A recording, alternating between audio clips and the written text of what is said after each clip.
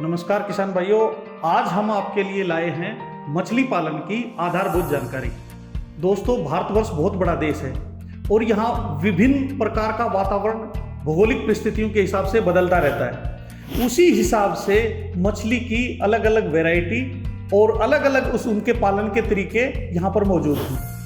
आज हम आपको बिल्कुल साधारण तरीके से आप किस भौगोलिक क्षेत्र में रहते हैं उसके हिसाब से आपको कैसे किस तरह की मछलियों का पालन, किस तरह की मछली का चूज करना है अपने मछली पालन के लिए, उसके बारे में जानकारी देंगे।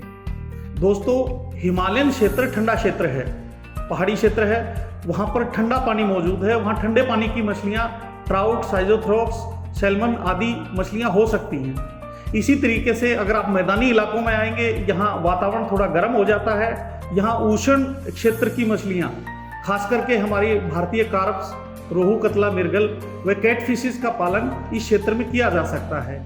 इसी तरीके से दोस्तों, खारे और मीठे पानी के हिसाब से भी अलग अलग प्रकार की मछली पाली जाती हैं।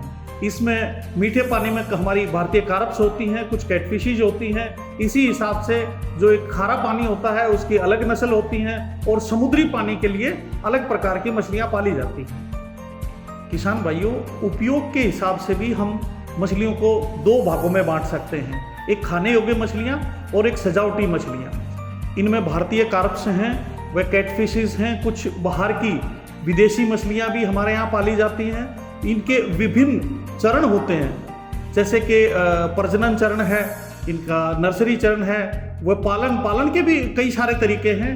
तालाब का पालन है, रेसवे का पालन है, आपका बायोफ्लोक, RAS व बहुत सारे केज कल्चर, रिजर्वायर फार्मिंग और छोटे तालाब, एक्वेरियम, कई सारे तरीकों से मछली का पालन होता है। तो इनमें एक एक प्रजाति को और एक एक तरीके को हम हर एक एपिसोड में आपके साथ साझा करेंगे और आपको उसकी जानकारी देंगे, उसको किस तरीके से आप उस चरण को अच्छे तरीके से हैंडल कर सकते हैं, अच्छे तरीके से मैनेज कर सकते हैं।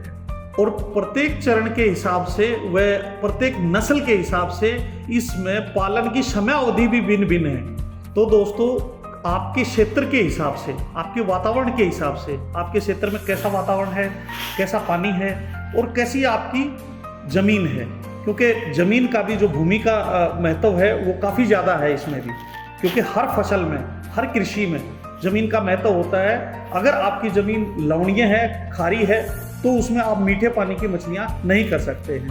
तो आपका जैसा क्षेत्र है उस तरीके की मछली का चयन और उसी तरीके के पालन का चयन आप कर सकते हैं। किसान भाइयों, वातावरण के विरुद्ध जाके हमें कोई भी मछली पालन नहीं करना है। आपका क्षेत्र कैसा है, ठंडा है, गर्म है, आपके पास कैसी ज़मीन है, पानी कैसा है, मीठा है, खारा है, उसी हिसाब से आप स्पीसीज़ का सिलेक्शन करें, उसी तरीके का आप मछली पालन करें तो आपके लिए आसान रहेगा। नए किसान भाइयों के लिए कोई भी ज़्यादा कॉम्प्लिकेटेड या वातावरण के विरुद्ध जाने के लिए मैं मना करता हूँ। हालांकि मैं खुद अपने राजस्थान में रह के हमने ट्राउट जैसी मछली को यहाँ पर against the nature controlled environment में हमने फार्मिंग किया है।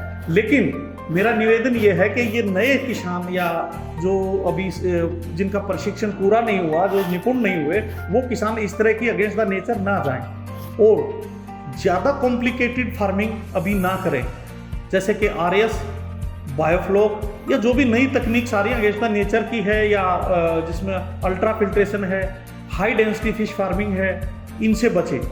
तो स्टार्टिंग में, शुरुआत में आप बिल्कुल आसान तरीका, आसान स्पीसीज लेके चलें। अपने अर्थन पॉन्ड में जो भी आपके एनवायरनमेंट के हिसाब से स्पीसीज शूट करती हैं, आपको उन मछलियों का सिलेक्शन करना है और उनकी फार्मिंग शुरू करिए। तो किसान भाइयों, अगर आप मछली पालन की शुरुआत करना चाहते हैं तो अगला एपिसोड हमारा देखना मत भूलिए, जिसमें हम जानकारी देंगे छोटे तालाबों में मछली पालन की शुरुआत कैसे करें। तो दोस्तों, लाइक और सब्सक्राइब करिए हमारा चैनल और डाउनलोड करिए मांझा ऐप।